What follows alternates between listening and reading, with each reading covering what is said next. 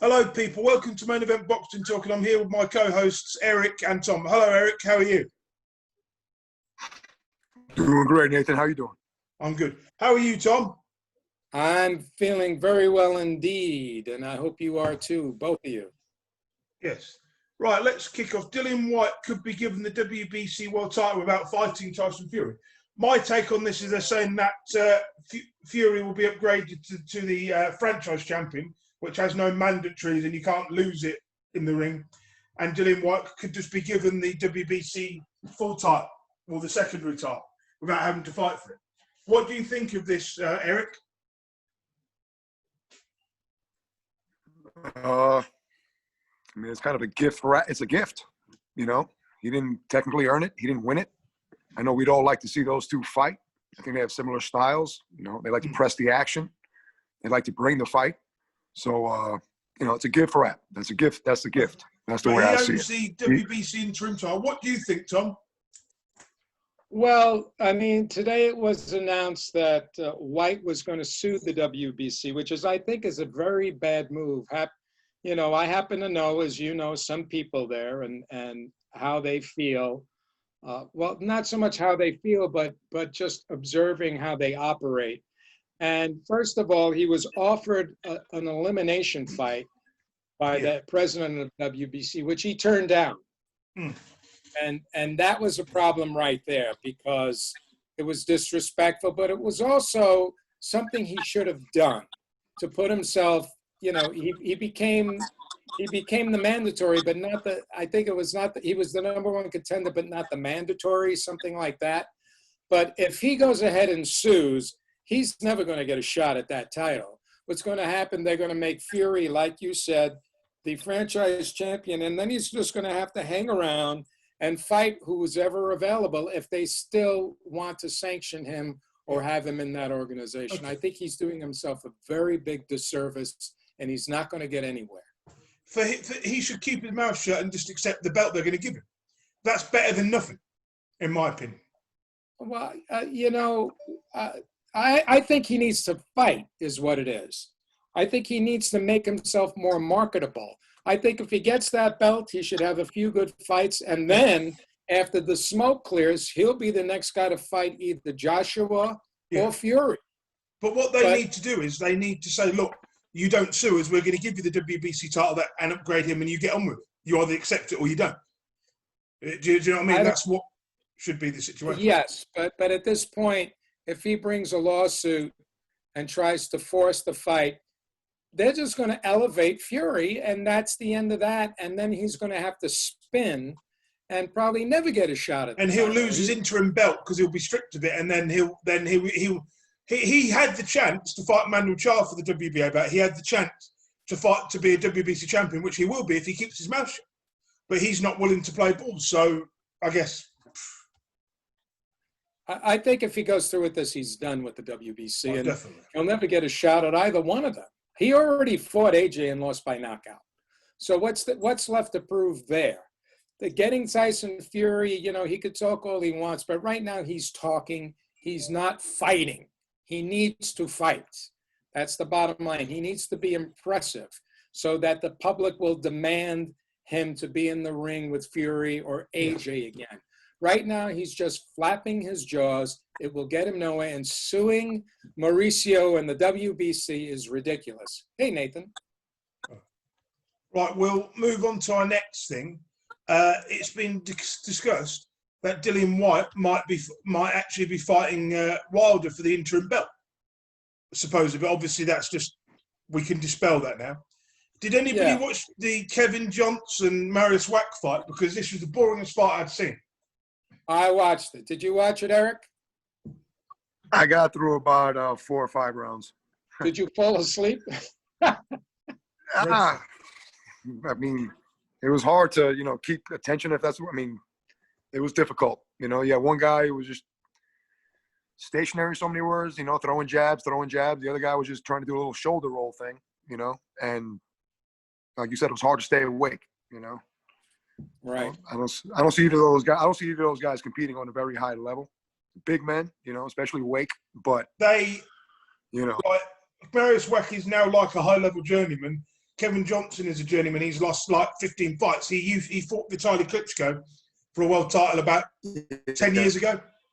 And then he started losing fights and he's lost. He's not like terrible, but he's at the stage where he should probably hang at the gloves. Marius Wack could still win a European belt at heavyweight. He's still effective enough. Well, yes, but on that level.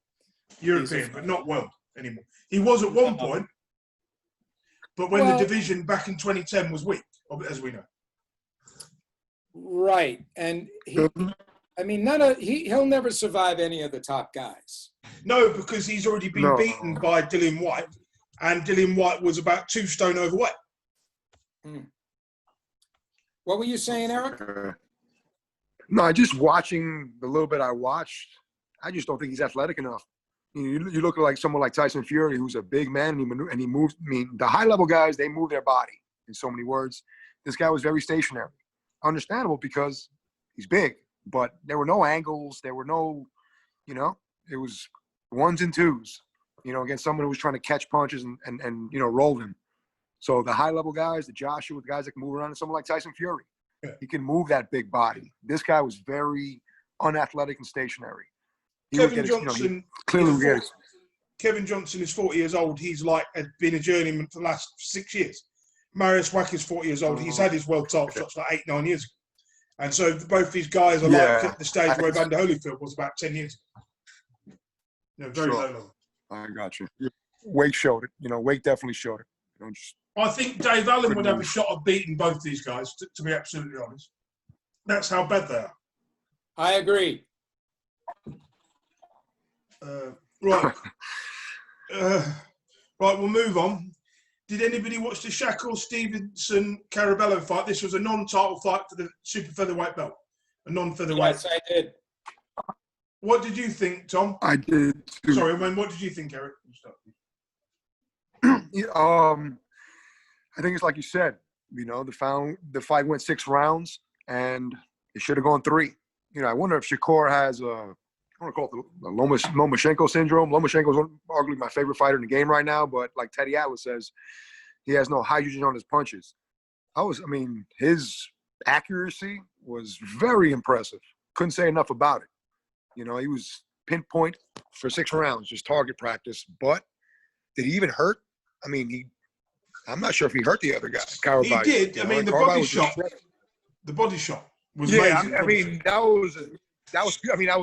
We want to talk about. I sent it to my dad. That was beautiful. But as far as 5-6 rounds of target practice, at no point did he have Caraballo stunned. And Caraballo was so unathletic. Like he was pressing, stalking. But whenever he got close, he kind of just, and they called it earmuffs. The announcers were calling it, and he really put himself in position to get put down. And Shakur, as accurate as he was, it was pretty to watch. I enjoyed it. I like him, but.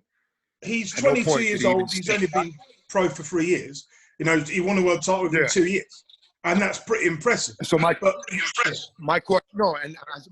to you is, and Tommy, you can answer this maybe: should that power be showing up? Boxing wise, I mean, that was some serious accuracy in my opinion at that age. Don't get me wrong, guys, but power wise, should that not be showing up where he could put that guy out in 3 rounds? What do you think, Tommy? Well, technique is really what we're talking about here. Technique and speed. Throwing a fast punch with good technique is what gives you power. In this case, Caraballo, I watched fights of him before this fight. He's a very strong guy. He's not a very talented boxer. He's a little slow and punches wide, but he punches strong. So putting him in there against the guy who was strong but could be hit gives you that formula for target practice. So it's a way of Shakur Stevenson's people of giving him a little bit higher of a test. He's had 16, 17 fights. That's only his 14th fight. He's done well. He's well ahead of what he should be now. And from a boxing standpoint, he's looking great. As far as his power goes, he's still young. He doesn't have that what we call man strength yet. Man strength. Okay, I got you. As a boxer, guys, I'm not to cut you off. look forward to watching that kid fight again. Don't get me wrong. That was enjoyable, how accurate he was and just angles and range. So I'm glad you answered my question about the power. That was my only deal. Other than that, that was something, in my opinion. Yeah, and I think he's a little bit too big for that weight. I think he's going to go up in weight. So he would probably have more power if he went up, a half a division there. And but he's young, don't forget. Yeah, And he's you 22. can't knock everybody out, but he did knock the guy out with the body shot. So some guys you could hit him in the head all night, Brilliant. and they don't go down. Yeah. Sure. Sure. Yeah. There you go. I've got nothing but respect for him, for what he's done and the way he's done it. He's doing it the right way, but I think they need to stop comparing him with Mayweather. He's Shakur Stevenson, not Mayweather. Well, that's the way of, part of promoting something is positioning. You have to position yourself against somebody else to compare. It's like Pepsi and Coke, right? Coke was there first. You think of Coke, but then Pepsi was for the new generation. So it's positioning. That's what it is. And people are going to do that. Promoters are going to do that. And that's fine. But we know from a boxing point of view that he's got a way to go to catch up to where Floyd is. Yeah, I mean, I agree. I just think people need to be realistic. Give him another 3-4 years. I think he'll be one of the elite in another 2 or 3 years. I agree. What were you going to say, Eric? No, I agree. I was just saying I agree. With what you with what you were saying about the promoters talking that Mayweather talk. That's natural in sports. In basketball, you're gonna hear, oh, is that the next LeBron? In football, is that the next so and so? Remember last week, Nathan, you sent us the article about the little 5-year-old kid in Africa, I believe, wherever he was. Yeah. That was supposedly the next Mayweather. I initially thought that those were journalist words, and that was pretty cool. That the pro UFC fighter, I forget his name right now, it's on the tip of my tongue. That he was actually, he was actually the one that put those words out there. And hey, God bless him, man. That's a little poor kid in the middle of nowhere, and to get him that kind of attention, that's great. But are you really going to look at a 5-year-old kid and say that he's the next Mayweather? No, of course you don't. So that's so naturally, even with Shakur, like Tommy said, journalists are going to do that, promoters are going to do that, because you hear, someone hears Mayweather, they come running. They want to see what next Mayweather. So, we know, like Tommy said, from a boxing standpoint, we know not to pay attention to that stuff. Okay. In major news, Tyson Fury and Anthony Joshua have reached a financial agreement for 2 world title fights, supposedly. I think this needs to happen. They're saying it could happen probably in Saudi Arabia or in Australia. They're talking about either in December or later in the summer. What do you guys think of this? Eric, take it. I think the timing is now. I like it. I went back and I watched Joshua's last 3 fights. And I want to say the fight before his Ruiz loss, he was jabbing to the body. He really wasn't using his jab. And I think the second Ruiz fight, he really found his range and he was boxing the way Anthony Joshua was meant to box. Just athleticism, range, check hooks, jabs, where the first, 2 fights before that, I don't think he was as sharp. He won. He looked great. But I think he's where he needs to be now. He lost to Ruiz. He recovered from it. He mentally and emotionally, he's in the right spot. Tyson Fury, same deal. He's hot right now. He just took out Deontay Wilder. It's time. They're both on the top of their game. They're both hot. One guy just took out the big bad, the big guy that everyone was talking about. The other guy recovered from a loss magnificently, in my opinion. And I just think that it has to happen now. I agree with you. It has to happen. Of course, Fury does have a tough fight again with Wilder, but I think Wilder is broken psychologically and even physically. Also, don't forget, AJ wrecked his knee, so he has to go and get his knee taken care of. He injured his knee, and that's really rough, as you know, when you have a knee injury. to be able to move around on that knee and pivot on that knee, how tough that is. Not only in any sport, even, football, basketball, boxing, when those knees give you trouble, then it's hard to move. And if he can't move as well, it's going to be easier for Tyson to catch up to him. So these are all factors. That's why it has to happen now, because if either one of them lose before this happens, then the whole thing blows up.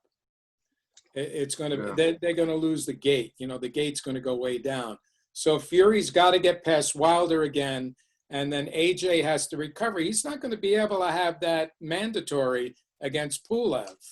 There's no way that's going to be able to happen right now because of the injury. So yeah, Eric, I agree. I think this is something that we all look forward to. Hopefully he can heal, and hopefully Fury can get past Wilder again, because Wilder, scores one lucky punch, Fury could be on his back again. I doubt it. I think Fury's got him now, physically and psychologically. I don't think that'll happen. But Fury, he's smart, and he's going to have to be, prepare himself the same way. And as I see him, he's keeping in shape, which is great. He'll be ready. Okay. I've seen, my view is that it's now or never for this fight, because I can't see Joshua keeping those belts much longer if he makes another couple of defenses, personally. They need to make the fight now. Yeah, it's true. I agree, because there's some new guys coming up. They're not ready to fight these guys yet, but they need to make the money now. They got a lot of money on the table, and they need to do it now, so do it. You've got people like Hergovich. Sorry, carry on. I think from a momentum's a real thing. I think momentum's a real thing, and football's a very real thing, where a team is hot right now doesn't mean he's going to be hot next year. And, boxing's the same deal. They're both hot right now. They're both coming off of big wins. They're not coming off of any psychological type of anything that they have to overcome. They're both where they want to be. And I agree, Joshua, I think Ruiz exposed him the first time in certain ways.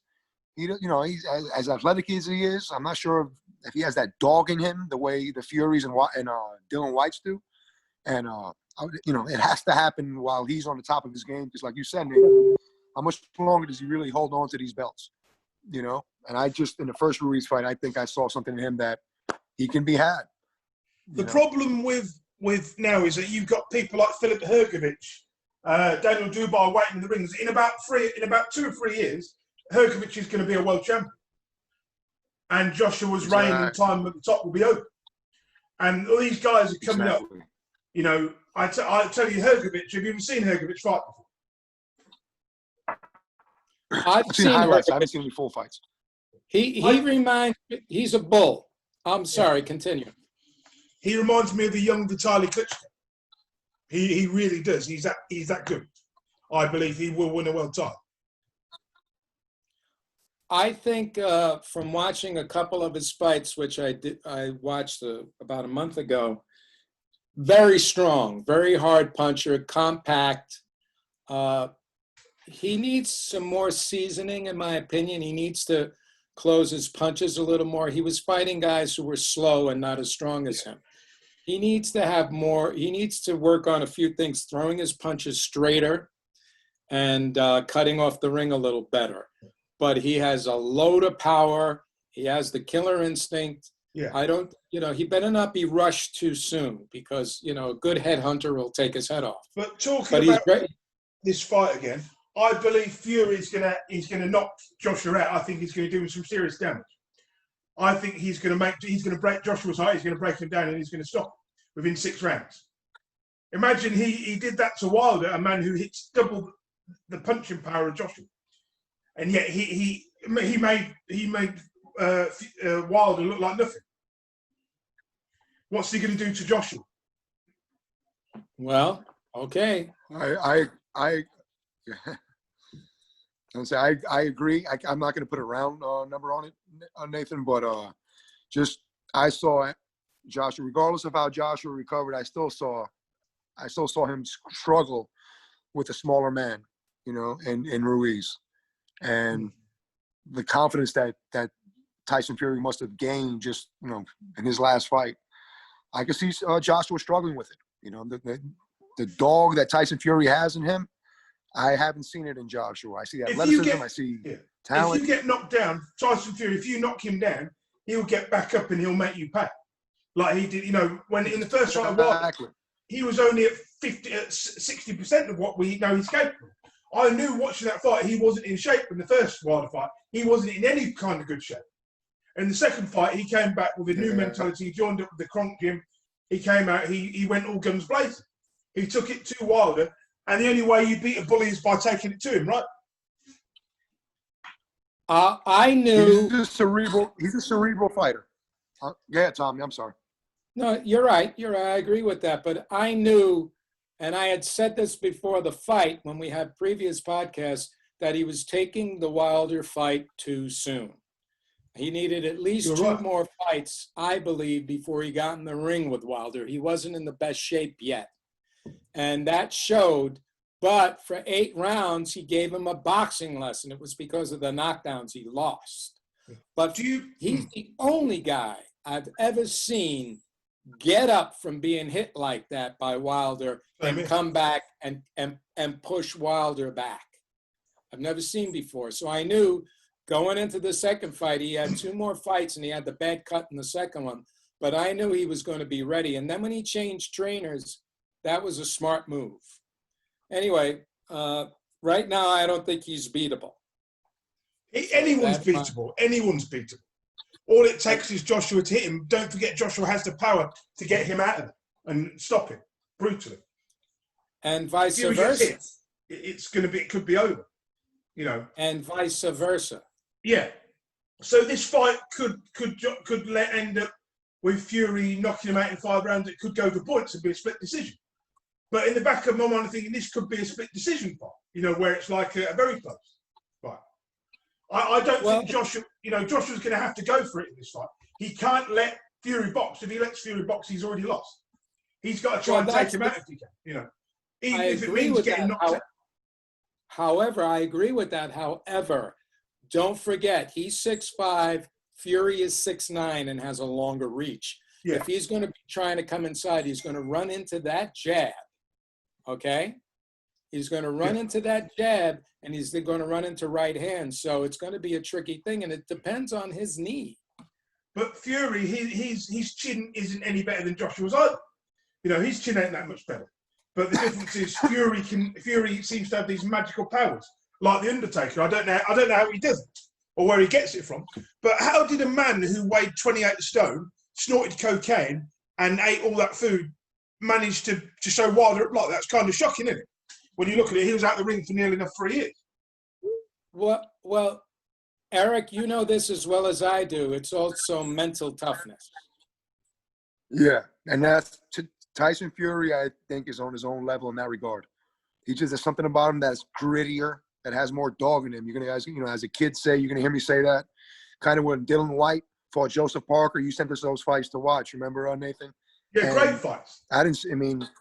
Great fights. And I think Parker got knocked down in the second round, and I didn't see the dog come out of him until the 15th round. Well, Tyson Fury, along with Joshua doesn't have the same Fury, dog along with being a cerebral fighter. Yeah.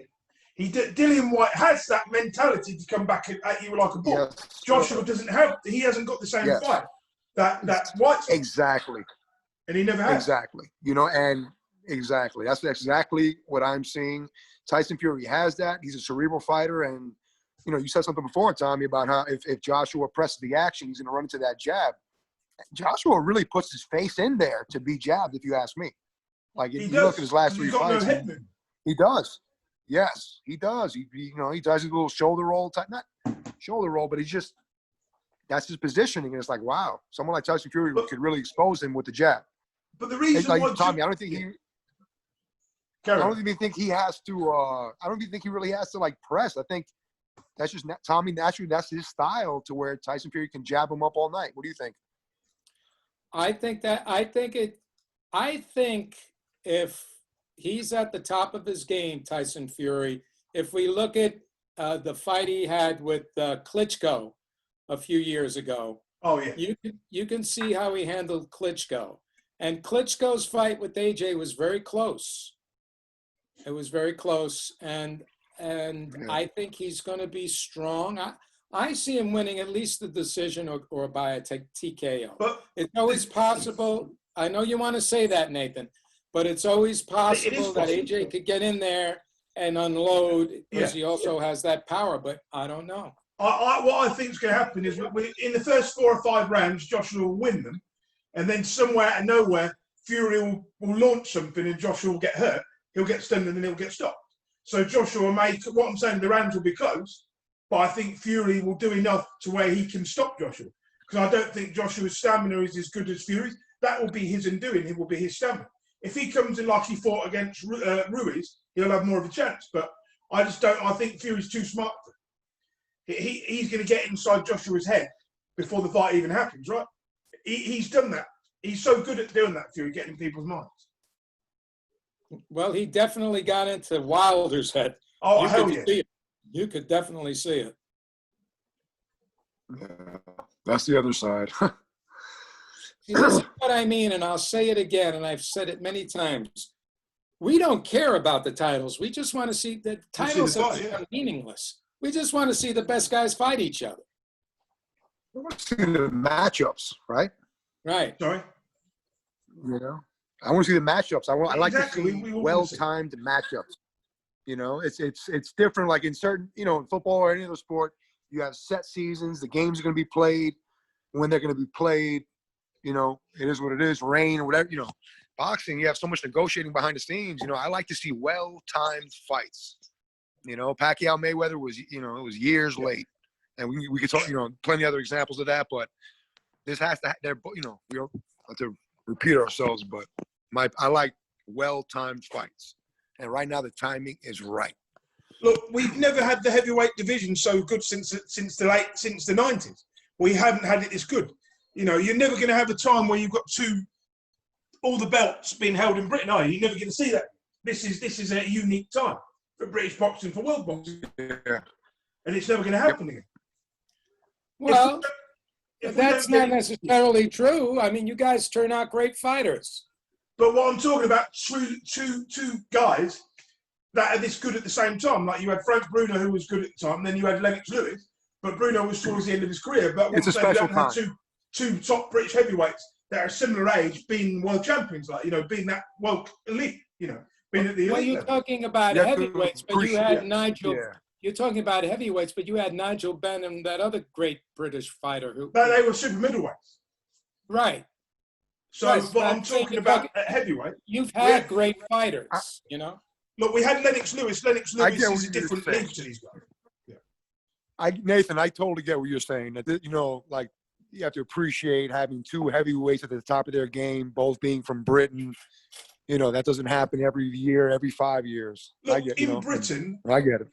When Lennox Lewis retired, we had rubbish fighters. Not rubbish, but British, European level, like Audley Harrison. And then David Haye came along. David Haye changed that. In 2008, he changed that. He beat Valuer to win the World Cup. Then after that, we had Fury come along 6 years. So every 7 or 8 years, we always have a top guy come through. But I don't think we're going to get those top guys anymore. I don't know. Where are you going to get another Fury from? I just don't see it. Anyone being as good as him from this country for another 30 years. Well, you certainly have two great guys right now over there, and I'd love to see them get together. Same here. You've got Dubai coming through, but I don't see anything in Dubai to say that he's going to be as successful as those two guys. I just don't see it in him. He's a good fighter, but I just don't see it. It's too early to tell. Mm-hmm. Sure. All right. I think we talked that one out. We've got no time left anyway. We've got about 4 minutes left. So I'm going to go. And have any of you got time for a chat for 10 minutes if I shut this down and restart it again or not? Or have you got to go? I'm good. You good, Eric? Yeah, I'm good. He's good. Okay, I'm going to stop this then. And then I'm going to ring you on Facebook. All right. Okay. Sounds good. Thank you, people watching. We'll be back in about 8 or 9 days.